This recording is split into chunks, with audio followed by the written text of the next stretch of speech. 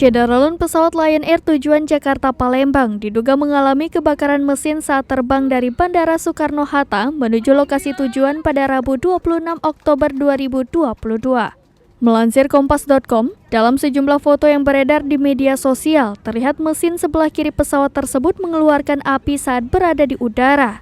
Di bagian keterangan foto disebutkan bahwa mesin tersebut terbakar sampai akhirnya kembali ke landasan awal keberangkatan. Kabid Humas Polda Metro Jaya Kombes Endra Zulpan membenarkan adanya kendala teknis di pesawat tujuan Palembang tersebut.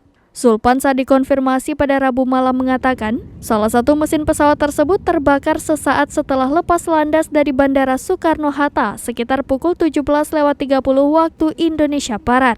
Setelah terjadi kendala tersebut, pilot pesawat maskapai Lion Air tersebut memutuskan kembali ke Bandara Soekarno-Hatta. Pesawat tersebut pun berhasil mendarat di landasan sehingga tidak ada korban jiwa dalam peristiwa tersebut. Zulpan melanjutkan, menurut laporan yang ia terima, seluruh penumpang akhirnya dipindahkan ke pesawat Lion Air lain yang sudah disediakan dan langsung diberangkatkan kembali ke lokasi tujuan pada pukul 19.40 waktu Indonesia Barat.